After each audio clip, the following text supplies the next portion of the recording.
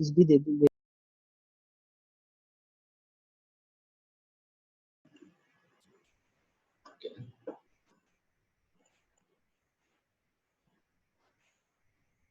So, so far we have done loops. Good afternoon, Sandeep.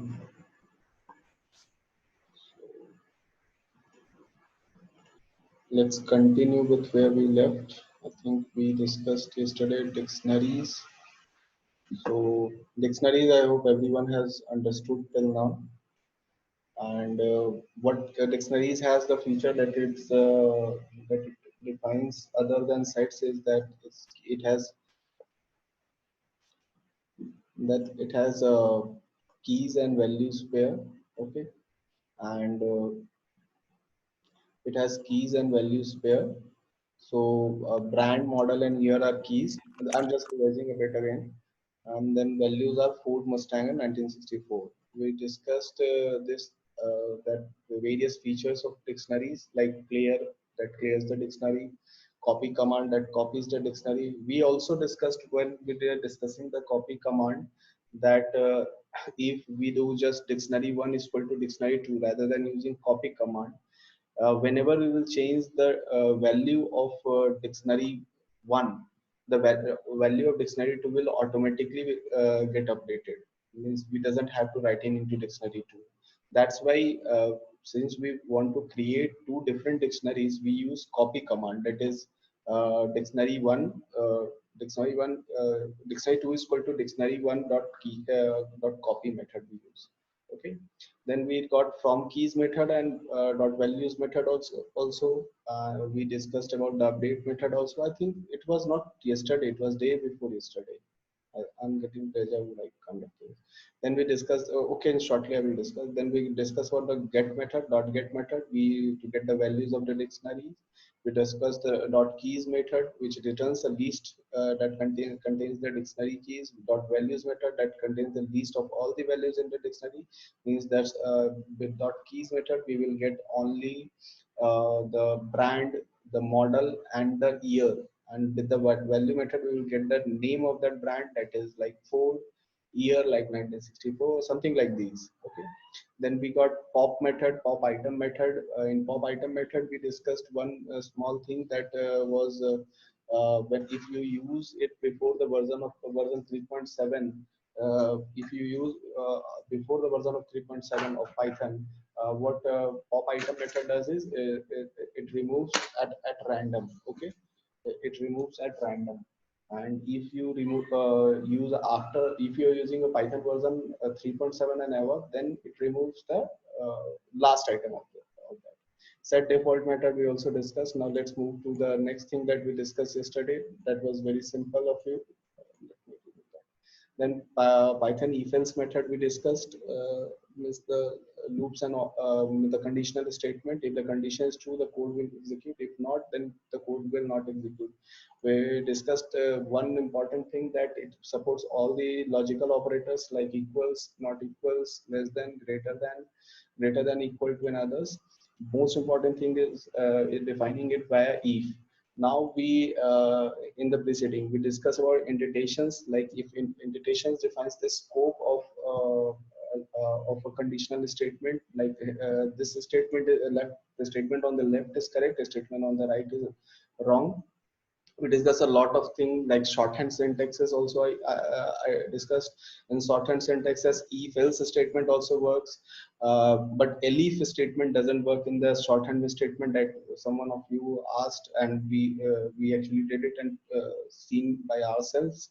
So I will not go in much details of it, that what we did yesterday and others. We have already done a revision yesterday also, and today also we have discussed a lot of things. Basic thing is how if statement works, how when it enters the loop and when it exits the loop. We discuss about the two if statement, more than two if statement using elif commands. We discussed about the else statement also. If none of the if statement is true, then else whatever is written in the else statement is passed on. Lastly, we discuss about the pass statement. The pass statement actually is used because if a statement without any body means anything after that, that colon is not permittable in the not permitted in the Python. You have to use some body, but if certain time you just want to create a loop but doesn't want to pass any parameter through it, any conditional formatting through it, you can use the pass statement just to cross check the logic. Okay. Now today, then again we discuss about while loops. We have discussed these already actually. Then we discuss about the while loop. What does while loop does? When the statement is true, whatever is in the while loop will get executed. If when the statement is false, it moves outside the while loop, and whatever is outside the while loop is executed. Again, indentations are very important. If here, like in this statement, we have to define I statement first, and then do an increment operator. Otherwise, it will go on doing forever. That we already discussed here, and this also have on the presentation here. While loop requires a relevant variable to be ready, and in this example we need to define an indexing variable I, which we set to 1 and keep on incrementing it until the loop is not completed. If we will not keep on incrementing, it doesn't define I, then it will not work. We discussed also one thing, that is while else statement. Unlike if else statement, what does in if else difference is, while is a loop and if else is a conditional statement, but also else statement works with a while loop. But in the if else statement, if you remember, if the if condition is true, else condition doesn't fall in. If the elif any condition is true, then the else statement doesn't work. Until as all the if statement, if and elif statement are wrong, after that only the else statement works in the if else statement, because of the conditional, because it's a conditional statement, either one can be true.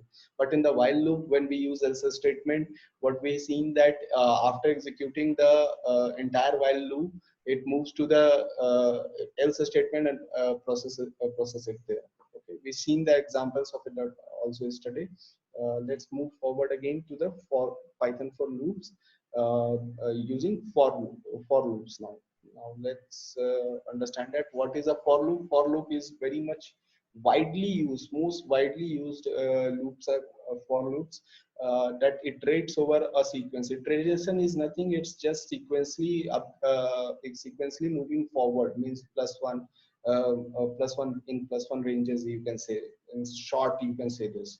Then list can be the for loop can be implemented over list, tuples, dictionary, sets, or strings. This is less like that for keyword is in other programming in other programming languages, works more like a iterator method as found in object oriented programming languages. This is one important thing that you should remember about the for loop using the hops concept. Again, indentations are very important into it. You have to remember that you have to define the scope using the white spaces or indentations. Then let's one thing you should remember again, that I think we discussed this till this. Remember that there is no increment operator. I is required. It works in the ranges. With for loop, we can execute set of statement, and one for each statement is a list, set, or tuples. For loop doesn't requires an indexing variable to be set beforehand. Let's come to the Jupyter notebook again. Okay. One short thing, we discussed also about the break statement and continue statement yesterday. I just forgot while saying that in the while statement I'm talking. Then we discussed about the else statement. Now let's come quickly to the loops actually. Now what we are trying to do here is we are now starting with the for loops. For loops, what we are trying to do here is looping through the loops, list. Here is a list that we have defined apple, banana, and cherry, and then we say for x in list one. Now we haven't defined any x in here. You can see that there is no x defined here, like x is equal to 0, x is equal to 1. That's what I told you. There is no indexing variable need to be defined in this starting. It will automatically understand that with the for statement that x in least one means you have to do increment operator in the least. Like first fetch the value of 0, print it out, then fetch the value of 1, print it out, then fetch the value of 2 and print it out. So if we run the command, the output will be apple, banana and cherry. Okay, since since already I told you that for loop works for least, tuples, sets, dictionaries, strings also. So here is another example that is looping through a string. Now what we are trying to do is here, banana is a string, it is inside inverted comma, banana is a string. Okay, so even just keep coming. I just have to keep doing this. Join in, join in, join in. It's 3:21.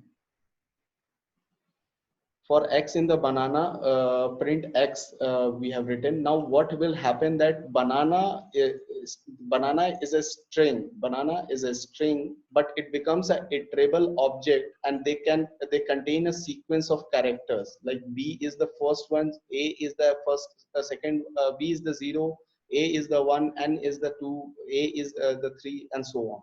So if we run this code, what it will print out? It will first print out the b. Next it will print out a. Next then it will print out n. Then it will print out a. Then it will print out n. Then it will print out a. So what it is doing? It is iterating over this string variable. If we change it to something like apple, it will iterate over apple and print out one by one all the alphabets. We can keep on doing this by putting an entire syntaxes also here, entire strings also here, means lines like that kind of thing. Similarly, as in least, it works with the sets also. This is a set. Okay, and if we try to print it out, what will be the result? It will be a random result. There's no necessary action that it will always print out apple, banana or cherry. If we will increase the length, we will see that a random resulting initially in the that I recently read about an article of over 3.8.3 versions, that somehow for the some sequences sets also start getting indexed, but it is not a pre-written rule in the Python. Now let's not get into that much details, like Python core and what's how does a Python program actually loops into that. Let's move on to the application part, that sets can also be iterated over using the for loop. Same ways we have defined x, it doesn't have index, but it will fetch the whatever random one comes first, then the second, then the left out random one, and the left then the third one, it will print it out. Then we can loop through the dictionaries as well. Suppose we have defined a dictionary, brand, model, brand Ford, model Mustang, year 1964. Now if we try to print this, what will be the output? Next question is this. Tell me what will be the output, what it will print it out. Use shortcuts like brand for B, F for Ford, M for model, or capital M for Mustang, Y for year 1964, you can write. What will be the output if we loop through this dictionary?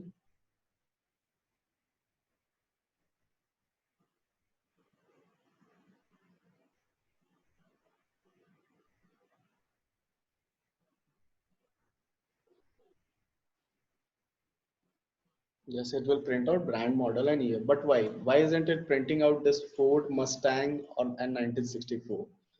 Okay, so understand that according to this loop, these are the indexes. Okay, it understand the indexes only. Okay, that's what it gonna print out. If we run this code, it will print out this brand, model and year only. But if we what can we do if we do want to do Ford, Mustang and year also? What can we do for that? Where's dictionaries? Dictionaries. What can we do?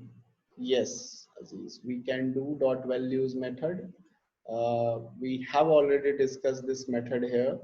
that we can get somewhere we have written that we can do that values method to get the value exactly, and from keys method keys method to get the keys only. So what we should write in here, can we do this?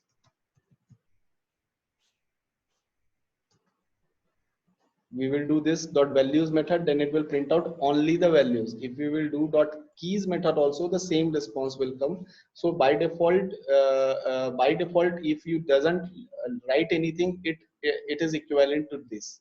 If we will use very good as is that if we write dot values method, it will fetch out the Ford, Mustang and 1964. By that method we can loop through the entire dictionary to get only the values. Okay, so this is what it will be. This is what we have actually done this here. Like for keys method, if we use it, it is giving the same thing. For dot values method, it will give us the values. Now looping through a, sorry, I have written dictionary, it's a tuple. Looping through a tuple, it will again give us the output, that is apple, banana and cherry, the same order. Next, with the loops, we have the break statement, where we will be moving fast because today we have to start the functions and hopefully complete it till lambda. I hope so. If lambda functions we can complete, so that tomorrow with a fresh mind we can start with the task, and then after that class inheritance and scopes and other things we will discuss, and the oops part. So the break statement is, with break statement we can stop the loop before it has a loop through all the times. Like what we can do the same way as in while statement, what we can do, if we print it out this statement after banana, it will stop because see what is happening for x in fruits. Okay, it will first fetch the first item, print it out, apple is printed, then it will check that apple is equal to banana or not. No, it's not. So it will not enter into this if statement. It will again go back to the second element of the fruits, fetch the banana, print out the banana, and then if banana is equal to if banana is equal to banana, it will break the loop. And that's why only apple and banana is printed, cherry is not printed. Okay, next, what will happen here?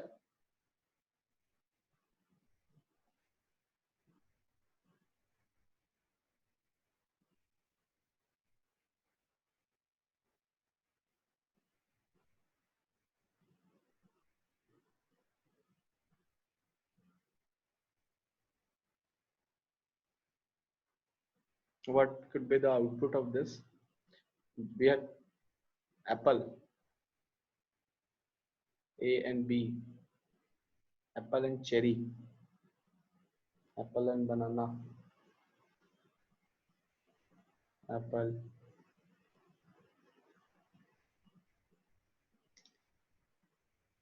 Just think the same way that we thought just right now. Just think the same way.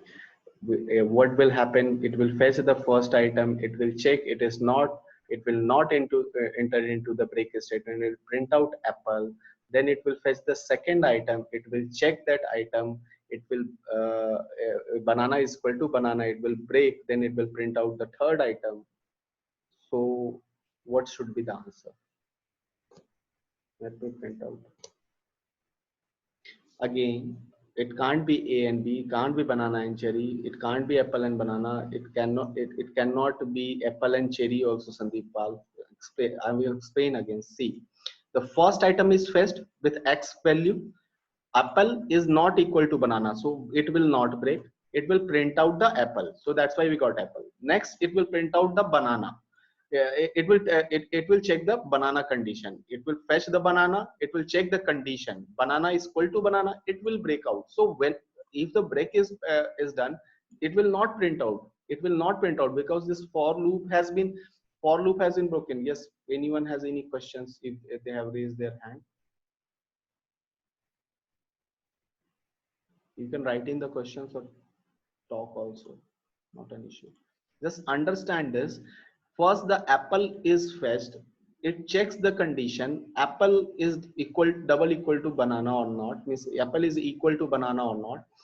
Since it is not equal, it will not break, and automatically from this if it will return the it will move to the print statement and print out banana apple here. Next, after this, since it is a for loop, it will move back to the for loop. It will fetch the second item, then move to the if statement, and will check banana is equal to banana. This condition is true. So what will happen? It will move inside this, and it will find that there is a break statement. So break statement means is this for loop will not repeat now. Okay, and for loop will not repeat and will not print out this statement. So it will move out from there. It will move out of, if something statement is here, like I will write here like hi. Okay, so from this break statement it will move to this print statement, not this print statement. Okay, so it will move out of the loop. So only apple and hi is getting printed out, not apple banana or apple or cherry. It can't continue after a break statement. Break statement stops this thing. Okay, that's why I put this example after this, because this one an easy one, but obviously for this one you have to understand the steps. I will again explain once, that first the apple is fetched. Apple is not equal to banana. In the if statement it checks, so break statement doesn't work. It will move to the print statement and print out the apple first. Then from this print statement, since this is not it is not over yet, neither there are two conditions it could stop this for loop. Either end of the list is reached, either end of the list is reached, or either the end of the list is reached or a break statement is applied someplace. So it will face the second item, that is banana. It will check this statement. Oh, it got that, it is correct. So what it will do, it will remove, it will break the for loop. So this printx is inside this for loop. See, that's why the white spaces are important. This white space says that it is inside this loop. So it will not print out the x, rather it will move to the next statement, that is print is equal to high. What will happen if we will do pass here?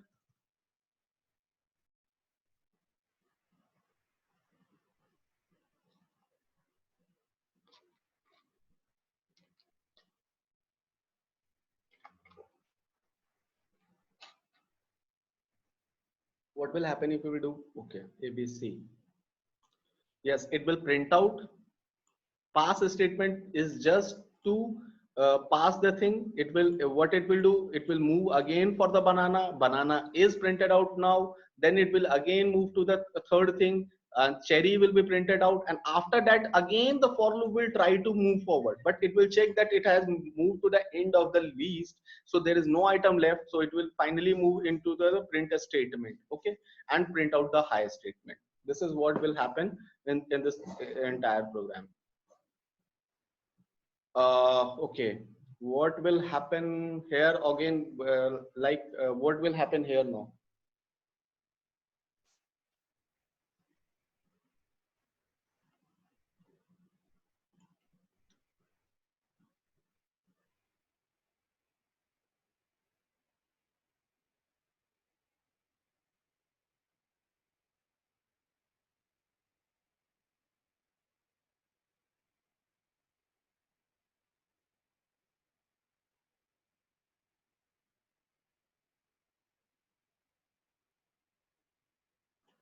Why? Why apple and cherry?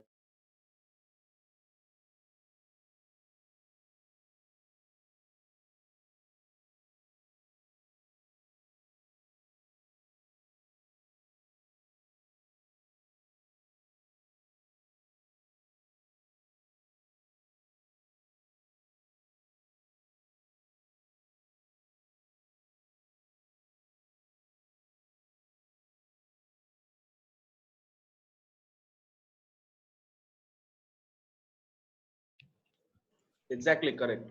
This is what will happen, that it will skip the banana because we have used the continue statement. This is what we have read already in the if when we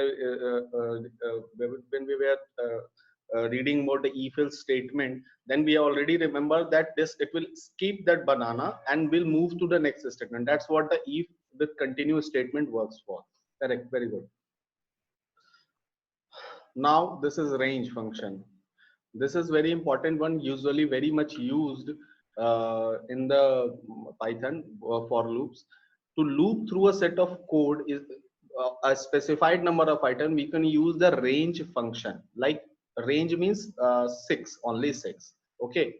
The range function returns a sequence of numbers starting from zero by default and increments by one by default and at the end of the specified member. So what will be the output of here?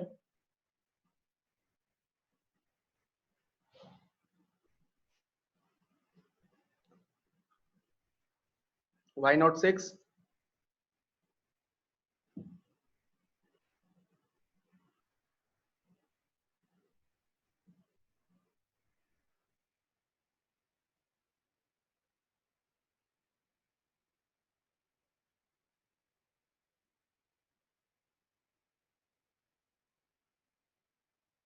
It will be because of n minus 1 and it starts index from 0. So the 6 is actually 5 here. That's why it will print out the 6. What will be the output of this if we do this?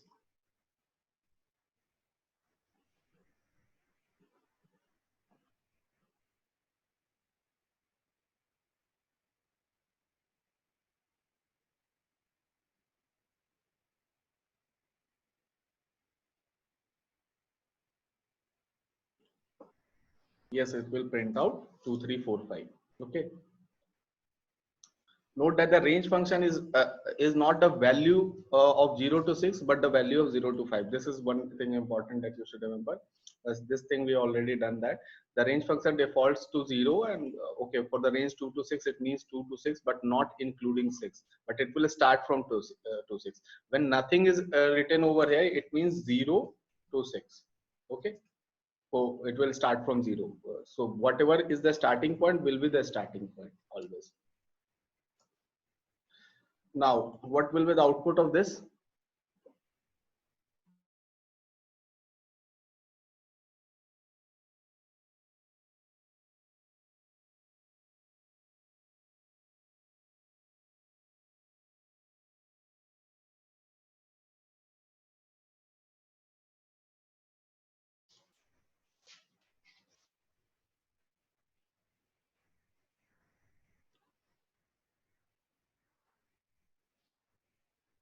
Yes, correctly. 258 always incremented by 3. This is the same thing that we studied like step function. This is the steps that it should take. That is 2, 5, 8, 11, 13 means adding 2 with 3 until unless it reaches 30. So what will be the last statement? It will be 29. After 29, if it will add 3, it will be 32. That's not possible because the loop should end before 30. So it will print out till 30 now. What will be here? This is important. What will be the output of this?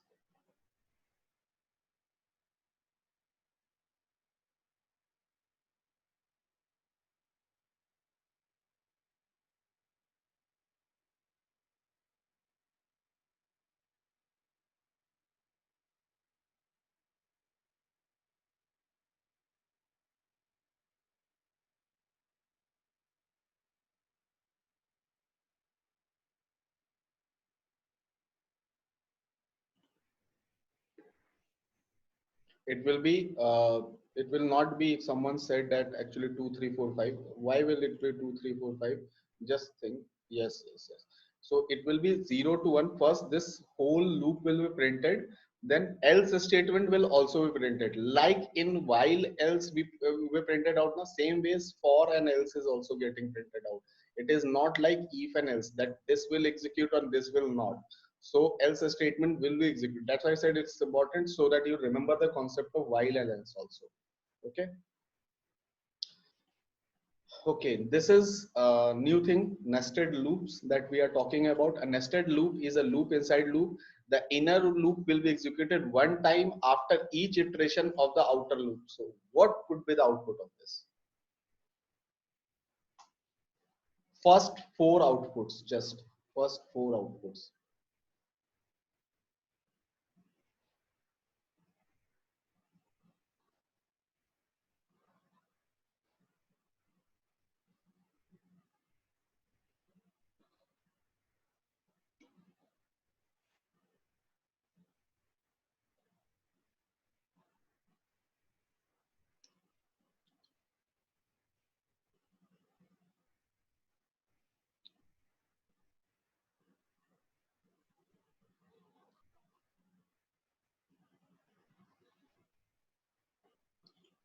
Yes, it will be like this. First, what will happen is, as we said here, that the thing was the inner loop will be executed one time after each iteration of outer loop has happened. So what is the outer loop? This is the outer loop. That is ADJ. ADJ is the outer loop. Outer loop is this outer least. This will iterate over one time. So first, what will happen is the inner loop will be executed. Uh, and Y is the fruits. Okay, so what will happen? First, the red will be fetched, red, and then apple will be fetched. Then red will be remaining red. Then banana will be fetched. Then red will be there, and cherry will be fetched. Then it will move to the outer one, and then the big will be first fetched, and then the first item of the fruit will be fetched. Okay, first item of the fruit will be fetched. That is big apple, then the big banana, then big cherry. Similarly, tasty apple, tasty banana, and tasty cherry will be fetched. And that way, this will print out the entire thing. This is what a nested loop is. This is all small thing that you should remember. Nested loops are very much used mostly where we have to do various arithmetic operations. Like we doesn't have to do this. What we do is we do something like this. Okay, and we write something here like some command, some provision, something here. Okay, we write something here. So we can, what we can do is we can first execute this with one of the outer loops, and then the second of this with the inner loop, then third of this with the inner loop. This is what we do actually. Okay, lastly, okay, the print each character for each fruit.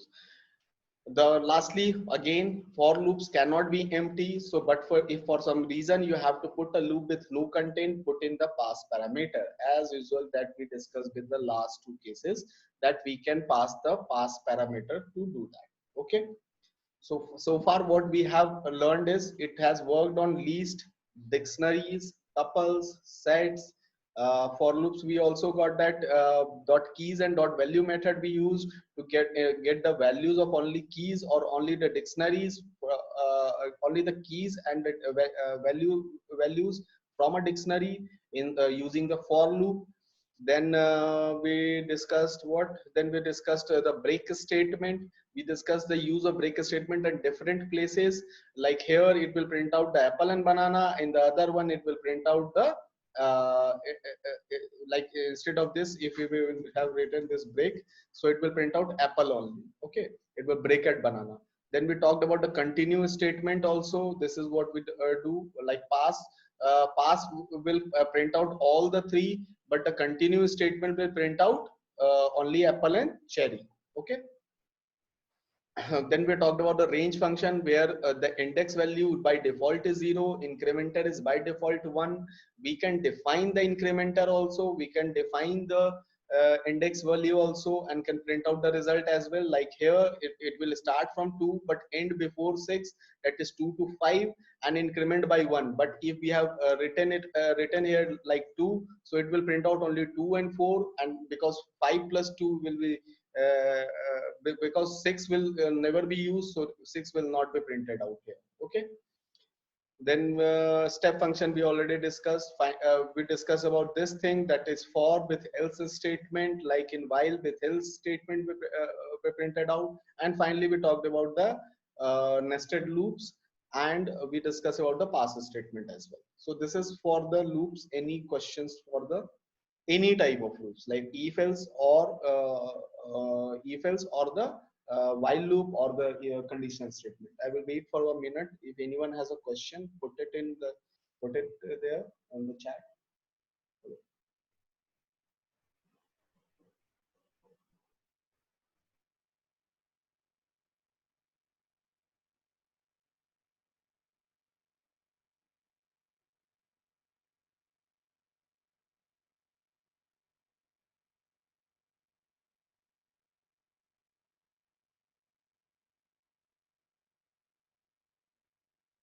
No questions? If in case you guys are thinking that we shouldn't ask here, some too much shy students also, I've been also a student once. So what I will do, I will put in a Google sheet this weekend. If you guys have any question till now, whatever we have learned, language or anything that you cannot understand, just put it there so that I can understand that how can I help you better. Okay, so this is what we will do now. So what does exactly in means? In for loops you are asking about, or what? In this in means what you want to ask. This is a syntax. Okay, this is a syntax. Just understand that. I think yesterday also we talked about syntaxing. Now you will say that why this white spaces? Okay, it you could have done like using a curly bracket. So there, when a set of programming languages is used, there are certain sets of rules are first drawn. For Python, it's the least. So one of most of the least, like with Go programming languages, there are more of this. Actually, I was just working on this. I was working on a Unity 3D game, and I was just writing a code in C sharp. That means for me also it is very tough. So you will say why this void is there before this. So this is a rule set by the C sharp. Okay, that we have to follow. That way only the compiler will understand that, oh, if he wants to do this for something written there in, and after that something written, so it will understand that this is a syntax of for. We will come to the function, then we will understand the meaning of quarks and the args means arguments and the keyword arguments. There we will understand various syntax. Just we are going to start, so you will understand this, that whatever we have written up here, see these all editors are very good. Like even the Jupyter notebook is also very good. It highlights what the syntax is. It is highlighting this. It is a syntax of for I. For this Python 3, it is understanding that this is a Python 3 compiler that he has opened, and this it should work like this. Like I will tell you one difference. Like we write print hello world, correct? We write it in, you will say that, sir, why we write like this? If we were using Python true 2, so you would have written this. In Python 2, you would have not used any round brackets under that. So what happens is that according to the compiler we have to write, and compiler has some small set of rules that in Python is very less. So that's why we have to follow that. And usually it is very understand us, but why Python I always support. Why? Because understand it. For X in this means it could be a variable here, it could be a string here, it could be a list here, anything. So it is so simple to understand that, yes, I know you might have got, maybe someone won't have, that's why I'm saying this.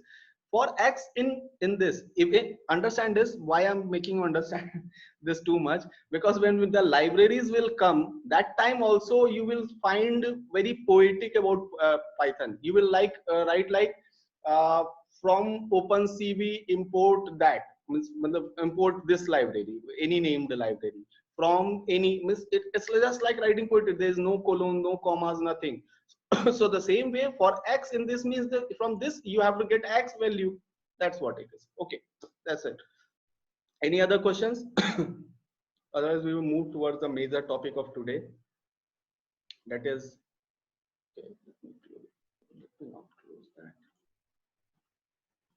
We will move towards the major thing, that is Python function, the most awaited one. It is very important class. It is this, and maybe tomorrow's class, because I don't think so entire of the functions will be completed today, but we will hope that. So Python functions are very important. What is a function? A function is a block of code. Block of code means like this 2 lines is a block of code, not 1, 2, 3, 4, any kind block of code, any number of lines.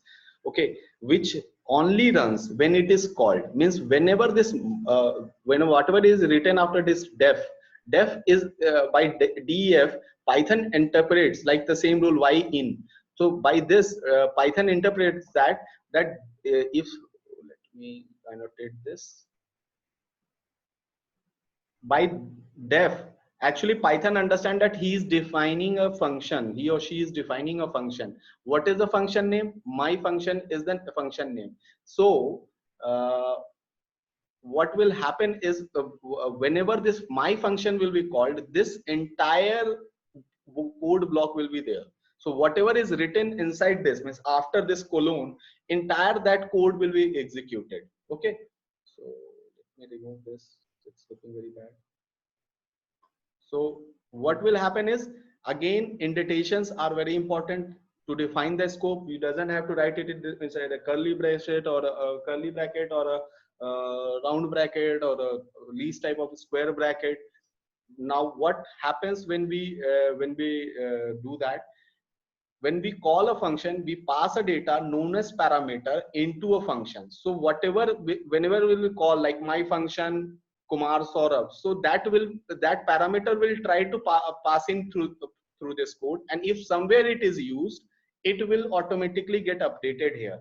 A function can return data in the result as well. We will come to the return part actually.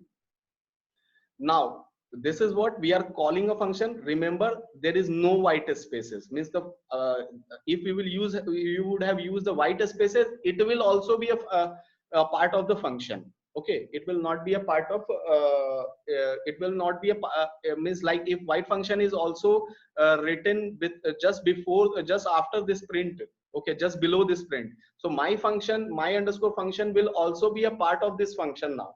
It will not be a separate thing. So to call that, you have to remove those white spaces and be there just below those def statement. This is what we do. Now like here we are, what we are trying to do is, we are trying to first put a parameter and argument. Okay, arguments are often short form called as args. We will go and check this actually on some website today if possible, or tomorrow I will check that when what website we will serve. There will be written in the syntax like in this round bracket, there will be written args or k args or star args, something like that will be written over there. What is happening over here is, this is the argument and these are the parameters and the arguments that are here. Whenever this function will be called, when this is where we defined it, def my function fname print fname plus whatever is it written. So when we will call this function with this parameter, this argument, that this parameter, then ml will be sent to this function. So now fname will become what? ml. So what will be printed out? ml uh, reference, whatever it is. Then Tobias references, then Linus references. So fname becomes this. Okay. By doing this, what we have done is, we have not written lines of code. What we have done is, just by passing these parameters and changing it into the argument variables, we are getting it printed out. Okay. Now to understand this, a parameter is the variable that is listed inside the parenthesis in the function definition. So what was the parameter? An argument is the value that is sent to the function when it is called. So was the parameter? It was the parameter and these are the arguments. Okay, this is the rule. Means the parameter is the variable listed inside the parenthesis in the function definition. This is the definition line. So this is the definition line. So this is what? This is parameter, and these are what? These are the arguments. Okay. So this is what the how the Python definition works in these cases. Okay. Okay. Parameters are the name within the function definition. Arguments are the value passed in the function when it is called. Parameter doesn't change when the program is running. Arguments are probably going to be different every time the function is called. Again, understand that these arguments are changing. In the first calling it is Emil, in the second calling it is Tobias, in the third calling it is Linus. So argument is changing, but fname remains same. Parameter will never change. Parameter will remain same as always. Okay. Okay, now that's a different topic that we have to start.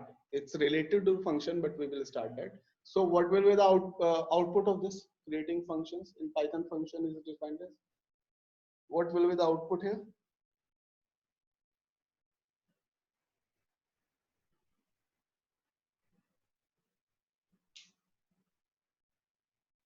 Yes, it will be nothing. It will be nothing. But when in the second line, when the second line, when we call that function, here we didn't call the function. This is just the difference. Here we called this function, my function. We called, so this, when we called this, here we defined this function, and after then then we called this function. It inside this function, whatever is written, what is written, print hello from the function. So that will be printed out here. So whatever is there, it will be printed out. Now let's understand arguments much better. Information can be passed into function as arguments. Arguments are specified after function name, and inside the parenthesis you can add as many as arguments just to separate them with comma. The following examples as a function of one argument f name. Oh sorry, I actually, oh my god, I have written something very stupidly there then. We pass along the first name and which is used inside the function to print out the full name. Okay, so what is happening, again we have discussed this example already. First the Emil will go, Emil plus whatever this is written, Tobias will go, Tobias will be printed. Arguments are often shortened to arguments in Python documentations. uh, this important, this word is very important. Remember this args, this is very important. It will always be used, you know, if we go and check on any of the for any of the library, it will be written there args krs, something like that will be written there. Remember I did one thing very stupidly wrong there. I was thinking of something else. This is argument and this is what this is our this is what we are calling it here. Okay, this is what I have written actually here. Okay, now the next thing is, let's move, parameters or argument. The term parameter or arguments can be used for the same thing. Understand that these are both the same thing finally, but there is a difference of when or what we are calling there.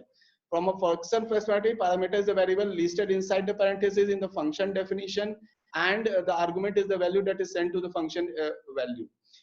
It could be alternate also. Understand that it could be the same thing, because it is the same thing. It is just the parameter that is getting passed in here, and it is just the arguments here. It could be the other way also. You can call it this is the parameter, this is the argument. This is what we do when when we write the codes. We pass in the arguments. There is a important library in Python called as argparser. Okay, argparser. So like right now here, if I, it was, this was what I was doing yesterday night. I will show you. Hold on, I will go to the,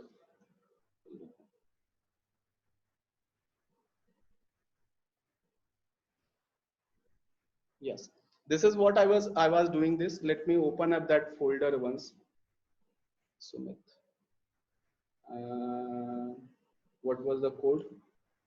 Crop.2.py. If I open this code, so understand that what I have written here is I have passed in the parameter here itself. Instead of doing that, what could I have done? That I could have written like this. I could have written like this, like Python, and then the name of the program. What is crop2.py, and then after that I would have written two hyphens. Like I would have written like this, Python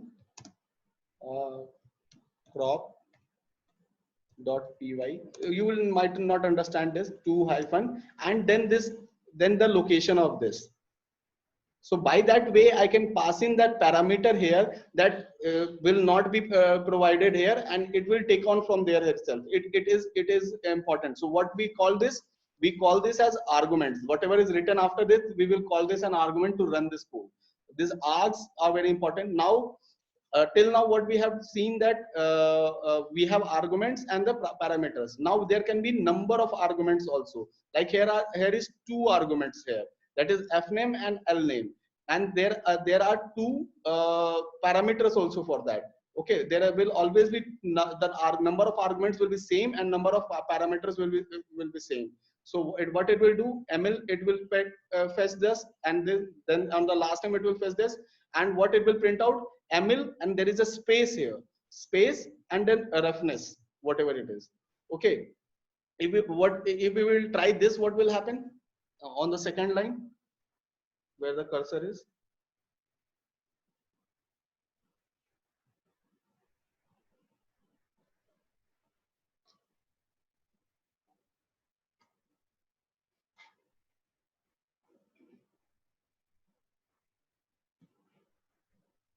No output. Error. Exactly, it will give an error. What the error is? My function is missing one required positional argument. One argument is not given here, that is L name. It is understanding that F name, first one Emil is F name, but it couldn't find the L name here. The second argument we cannot find out here, so was not able to put the argument back here to the parameter and couldn't print it out. Okay, but there is a method by which we can call n number of arguments with one parameter defined. What is that? That is arbitrary argument, that is star args. Now instead of doing this F name and comma L name, what I will do, I will just put a star before the argument, that is kids, and then we will pass 1, 2 and 3 there.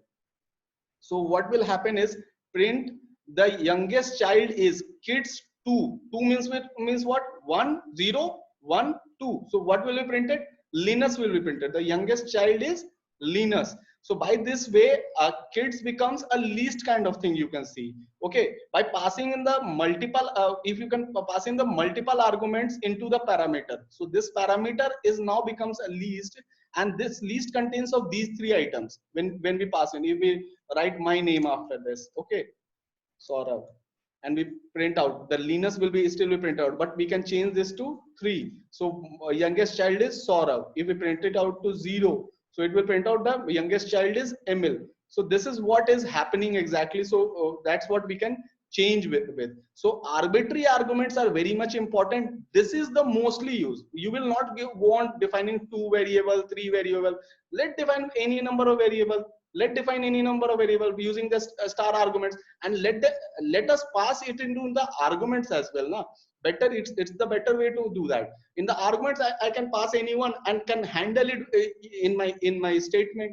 But there is one thing you should understand also. When there is n number of arguments, when there is more than 5, 10 or 15 arguments, then it will be tough to know that which key position will be pointed to. In that condition, this is the better method to define it all in the starting, means when you are a beginner in Python. So it is better to define it in the beginning, and after that execute all the parameter using the arguments. Okay. Arbitrary arguments are sorted by star args, means wherever you in the Python libraries you will find star args, you should understand that it is an arbitrary argument. It could take any n number of arguments. Okay, and whenever you will see only args, what it is, it is not arbitrary argument. It has the same number of arguments and same number of parameters should be there to pass on. Similarly, there is another method called as keyword argument. You can also send argument by key and value syntax. This way, the order of the argument doesn't matter. Like this, we have defined a function where child 3, child 2, child 1 is there. Now we are printing the youngest child is plus child 3. Now what we do is, we are defining child 1 as Emil, child 2 as Tobias, child 3 as Linus. Okay, now here with using this, always the child 3 value will be Linus. So what will be the printout of it? Young child is Linus. If we change this to 2 and we do this to 3, so it will automatically change to Tobias. So while calling, you can use this kind of argument also, that is using the key and value pair. What is the key? Child is the key and Emil is the value. Child 3 is the key, Tobias is the value. Remember, when we are defining by this method, we are not using means for the parameters, we are not using this inverted commas. We are not using this.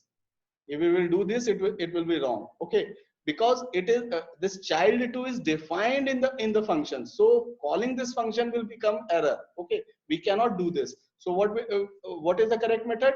doing a key value method where value should be inside a string and key should be just as called in the function. Okay, so that's why we can check that the phrase key argument are often short formed as KRs.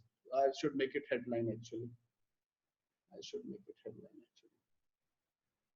Okay, remember this, like ARGS. Now keyword argument is KWARGS. This is also you will find in various libraries written that it's quarks, and this is star quarks. Similarly, star args, there is double star quarks also. That is arbitrary keyword argument. Same ways we can start instead of one star, we can use two star, and then use a key value pair to pass in through this and print out the result. Like his last name is Kid L name. So whatever is passed here L name as L name, it will be printed out here. So what will be the output? His last name is Refness, whatever it is. So arbitrary argument can be often shorthanded as star key args. This is already I have written actually here. So no need to. You guys get that whatever I have taught you till now? Arguments, parameters, the keyword arguments, the arbitrary arguments, the arbitrary arguments only, the arbitrary keyword arguments. Is all you got that?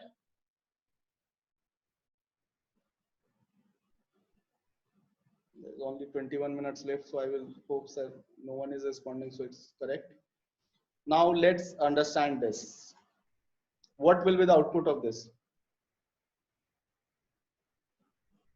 Any guesses?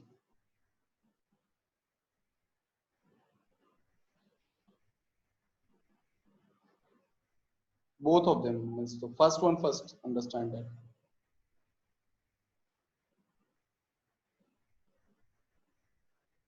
Okay.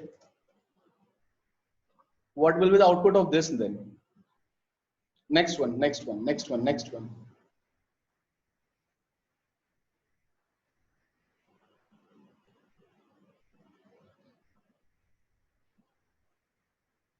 Short forms. First, my function calling, what will you? I am from Sweden, I am from Brazil, I am from Brazil.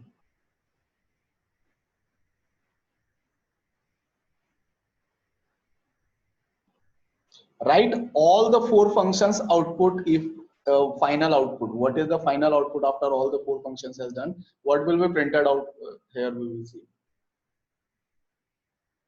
I am from, I already know. Just use the country name server. S. Okay.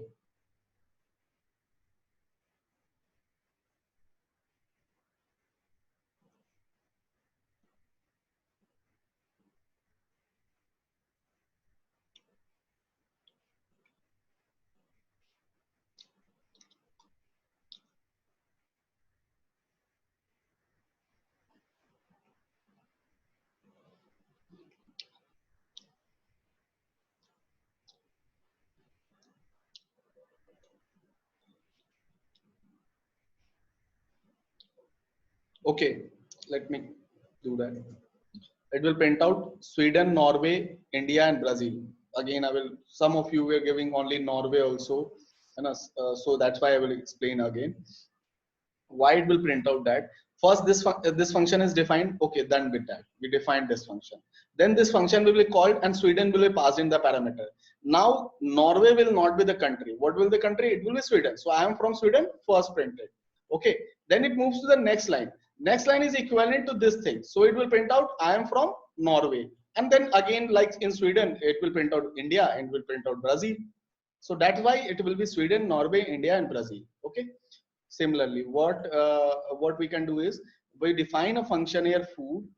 For X in food, we can print X, and fruits we define, and my function fruits. So what is happening here right now is, what we are trying to do here is understand this. Fruits is a list: apple, banana, and cherry. So that's why we are using a for loop to print out the item one by one. We have defined a function where food is the parameter. Okay, so for the food, what we are putting it here, that is fruits. Fruits is equivalent to this. So this whole list will enter into this definition. So it will become what? it will be equivalent to this. You can say this like this. So it is equivalent to this now. So what will happen is, first the apple will be fetched for this for loop and we will print it out. So that's why first apple is getting printed out, then the second item will be printed out, then the third item will be printed out. So just understand that we have defined my function containing foods as a parameter, and here when calling this we are saying that the food parameter is fruits. Fruits we have already defined as a list containing apple, banana and cherry. So this entire apple, banana and cherry goes in place of this foods and will print out what? It will print out one by one, because there is a for loop. For loop we have just understood while ago in this very same class. Okay. Then let's move quickly so that we can at least reach till recursion. Return value. Def my function x return x 5 into x. So what we are trying to do here is, we actually read that in the very first thing. A function can return data as well. What does it mean will be understood here. Return statement means this value will be returned whenever this function is called, and it is dependent on what? The value of x. Here when the first time it is called, when it is first called, that is with 3, so 3 will be passed in here. 3 into 5, 15 will be passed out. Then the 5 will go here, 5 into 5 will be passed out, and will come out as a print function. Then 9 will go, and 9 into 5 will come out, and that will be printed out. So the output will be 15, 25 and 45. That's why, because again understand that a return statement can pass the data. So this will return an output. Currently it was just giving us the output of this, but this return statement, like whenever this function is called, then whatever be the execution, this value can be passed into some other places, into some other program, some other if else statement. Okay, like if we write any if function, if x is less than 25, okay, so print hi. Okay, print hi. So understand that x, x is not defined here, na? We have to define actually the function here, my function here. So we can call this my function here first, the value of this as a value, like we can say that x is equal to my underscore function 3. See, just remove this. See how it is getting used. We have put this my function value here into an x variable, and we are cross checking this. So whenever we are calling this value is getting returned now, because if we change this value to 6, then hi will not get printed out. You are guys are understanding this now? Because what's happening is this 6 is getting passed here first, then 6 into 30, and this 30 is coming here as the value of x. So now x value is 30, and 30 is not less than 25, so it will not print out. When it was 3, so 3 was passed in here, and 5 into 3, 13, 15 is passed out. So the x value becomes, let's call it any other parameter, because you guys will confuse. Now you might be clear that this x is here, and this is x. We doesn't have a value of x right now. So what is the x values? Value of x is 3.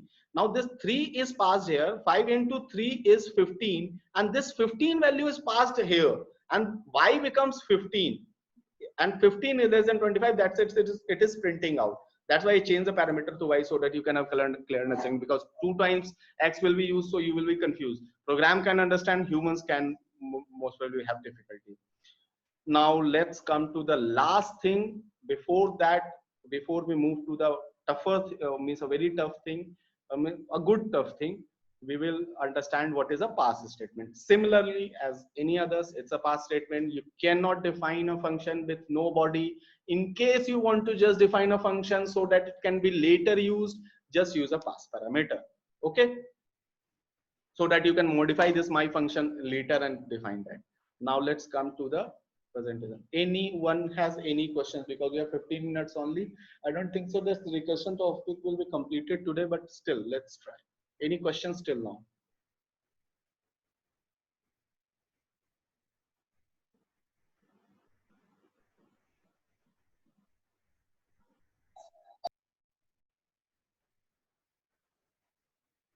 No questions? No questions yet? Okay. Let's come to the major topic. What is recursion? Recursion is just a mathematical or a programmatical concept that you can say, where the function calls itself. Till now, what we were doing, we were defining a function and then manually calling it. But what if we can write a function inside a function kind of thing, and the function is calling itself because of the program, means it is a requirement of the program. It has the benefit of meaning that you can loop through the data to reach an end result. See, I will make you understand that how the recursion work actually. It is a very important concept, very widely used and very not widely used. There are pros and cons of it. It takes a lot of memory, lot of processing power to do a good kind of recursion example. But most of the statistics examples, most of the mathematical equations usually use recursions, because it creates a kind of loops or iterative variables that is required to solve any kind of mathematical problem. So what will we understand that function, we need to understand and remember that is a function that calls in itself can be called as a recursion one. Okay, so there are two parameters that will be very important in it, that is base index and parameter index. We will discuss that. Let's understand this once. Suppose find fact is a function and we enter 5. Now this function is what does it does factorials. Factorial, you know na? Like 5 factorial is 5 into 4 into 3 into 2 into 1. This is 5 factorial. Okay, so what we do is, if we write a program after find fact, I will show you in Jupyter Notebook actually. If we write a program something to find factorial, some program after the decision, that program is right now not written here. So understand that if we write a program to do that, what will happen is that 5 will require always the 4 factorial value if I write a program. So what it will do, it will automatically call a program again to calculate the value for 4 factorial until it is the value of 2 factorial and then 1. 1 factorial and 0 factorial is what? 1 always. So in these kind of condition, it is widely used. Like here, let's take an example of this. First of all, understand two things. There is a base case to terminate the recursion. Otherwise, if you have not written this case, this if statement or any kind of conditional statement, if you have not written, what will happen is that it will keep on doing that forever. It should end someplace now. So to terminate the recursion, we use the base case. You might not have been understanding this till now. Don't worry, you will understand. And this is what happens inside the recursion case. This is what will happen inside the recursion case. Okay. So let's understand this. Let's understand this code first. Okay. I will just explain this code today. Here we are defining a factorial named function. This is what? This is a function. Okay. We have a parameter inside it, that is k. This is parameter. What argument we are passing to that parameter? That is 5. Correct? Now what we are trying to do this, do not understand this line. This means this has nothing. It will just print out this recursion example. There is no need to understand that. Now what will happen is, when we call this function, we are calling this factorial 5 function here. 5 will go here first. 5 will go here first. Correct? it will check the statement. 5 is not equal to 0, 5 is not equal to 1. So it will not return 1. Okay, this statement is not correct. So it will enter into this else loop and it will return a variable. What it will return? This 5 will come up here. Okay, and 5 into factorial of 4. So what will be the output? Here will be 5 into 4 factorial. Now this program still doesn't know the value of 4. This program still doesn't know. Someone has camera open. Ishika Panchal. 4 factorial. It doesn't know the value of 4 factorial. Okay, so it will again call this program. Again come back here with new value, that is 4. Again check this. It's not true. It will again come up here. So next, what will be the what it will come? 5 is already there, and into 4 into 3 factorial. Now this 3 factorial is again a question mark for it. So this 3 factorial will come here.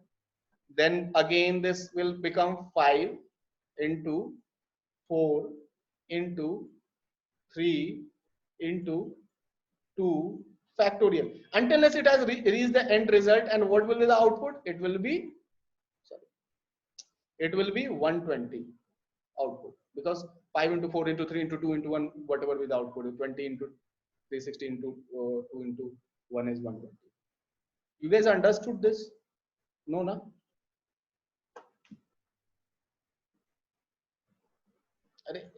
This is impossible that everyone has understood that. All 46 one of you.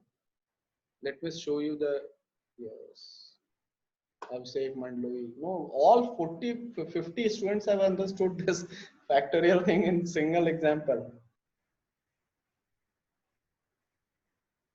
Someone might not have understood this.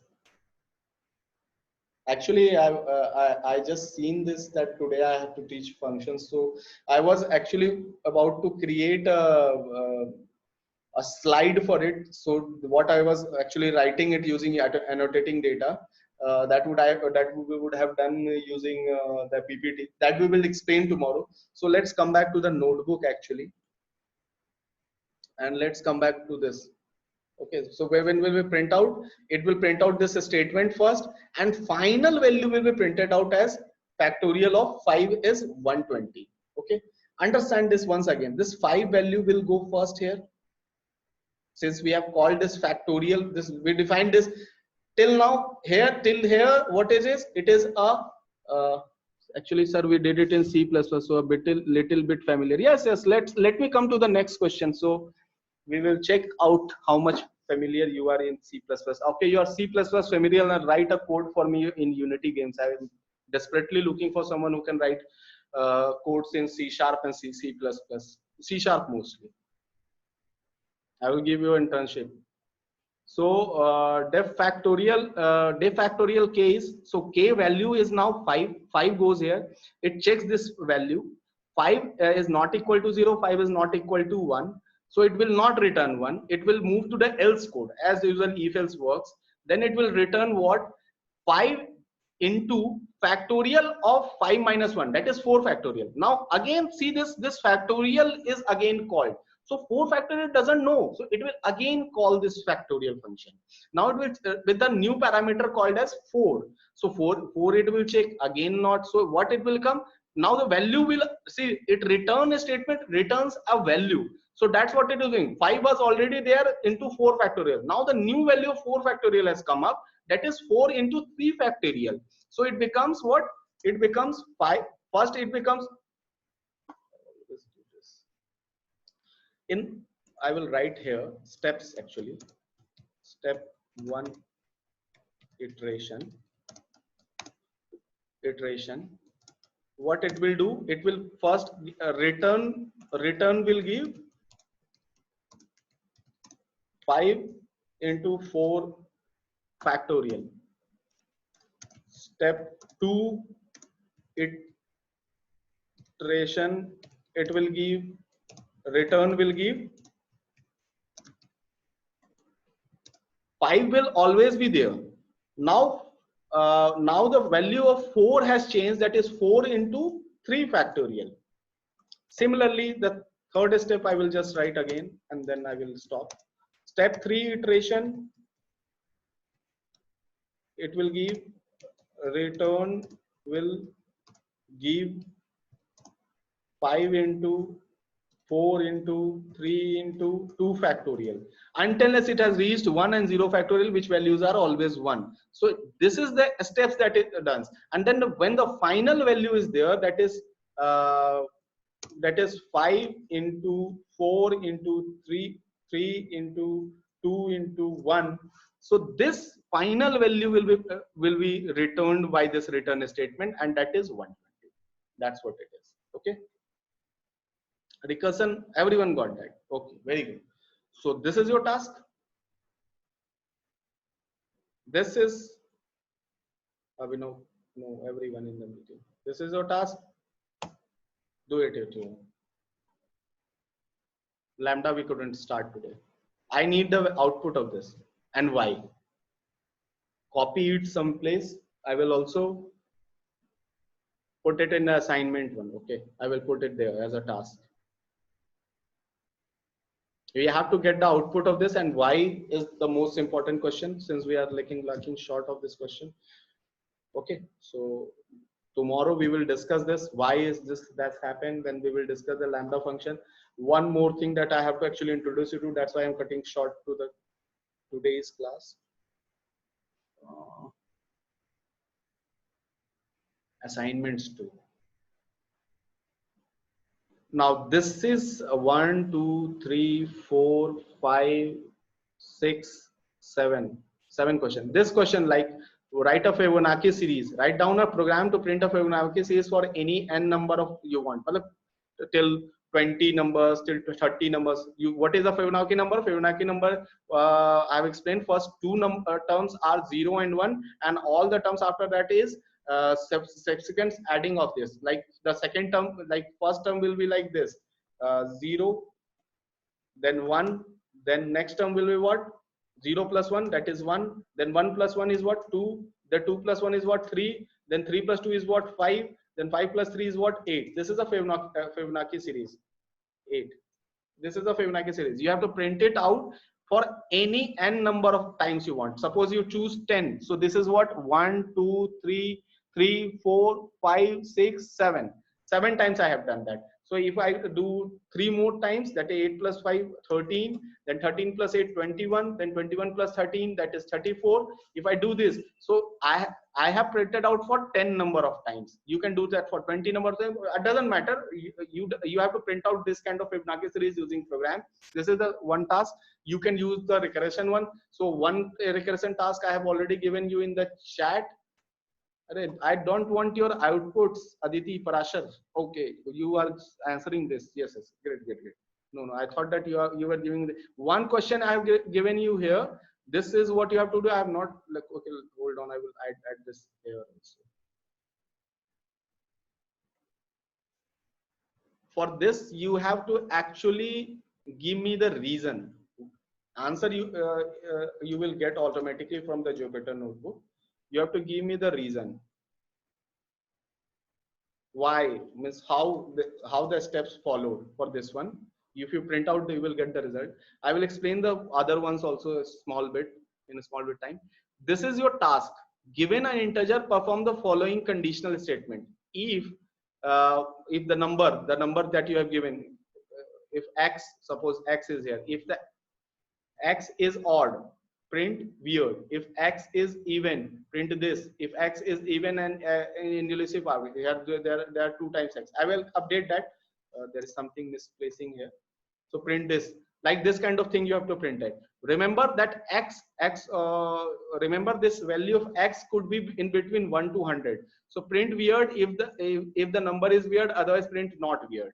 Similarly, in the second task, read an integer n, and for all non-negative numbers, that is I less than n. Yes, sir. If condition doesn't get satisfied, so else. Solve it on your own. I'm giving 8 questions. I cannot solve. I'm not going to solve it with you right now. So understand that you have this task, okay? You have this constraint that n should be in between 1 and 20. You have to print the n number of lines, one corresponding to each other. For example, if I will input whatever program you will write, if I will input n, so the output should be like this. That is 0, 1, 4, 9, and 16. You can see this. 0 square is 0, 1 square is 1, 2 square is 4, 9 square, 3 square is 9, and 4 square is 16. So it is something like 4 in ranges and squaring that till something like that. Okay. Similarly, you have to do this. Means here always the sample input is given. This is the sample input and this is the sample output. In case if you doesn't understand the language of any problem, let me know tomorrow, because tomorrow we will have a class and hopefully we will do that tomorrow. And hopefully on Sunday also we will take a class. Not an issue. So you have to write these 8 programs. For the 8th one, you have to solve the equation. Means solve why it has this that output. Like write it down steps. Step 1, step 2, step 3. This will happen. Step 4. This will happen. The more elaborative one, the better it will be. Create a Word file on your own to solve this question, and everyone will submit a Jupyter notebook. Okay. It is returning result is 0. Which one? Brajpal Panwar, which one is resulting in 0? Last one. This one is resulting in 0. Okay, it will not return in 0. Now it will not return in 0. It was just one thing. I actually switched the 0 आएगा क्योंकि if condition ही लगती है. हाँ, अभी अब नहीं लगेगी. I've changed that. I've changed that. It is now greater than. Okay, I will send this task, and I will send the Google Sheet also, so that any problems that you are facing you can let me know. Tomorrow we will start again with the functions, understanding recursion more better way, and hopefully solving 1 or 2 questions or what. No, not solving 2 questions. We will do that on Monday or Tuesday or Wednesday, whenever it will be. One by one. It's not a okay. Let's not be on Sunday. On Monday also you can submit this, but try to solve this. Okay, these are very good questions. Usually asked with you, will be asked to you. Okay, means till now whatever you have knowledge that in condition of that, means the center ones are too good. These are good, and the basic arithmetic operations are going on here. You just have to understand the language of the problem. Usually whenever the interviewer will check, he will check that what kind of questions that you can understand in English or not. Okay. So any other questions? Otherwise, let's end this. Submit करने के लिए Google Sheet. No, not Google Sheet, Vishal. This time you have to work on a Google. You have to work in our own Jupyter notebooks, and everyone has to put his name here, like changing it here. Like your name is Vishal Jaiswal, your college name or whatever small detail again you can give, so that if there are 2 Vishal Jaiswal, I doesn't get confused. And that notebook you have to submit. This time I'm not gonna check anyone's syntax or other things. Your program, if is running and giving the correct output, then only I will solve. So put one notebook here and create another new notebook in parallelly and solve that accordingly. And I will put the result in the Google Sheets. For that, I will put in a Google form. Those who have submitted assignments will only fill in the Google form. Please, not everyone fill in that Google form.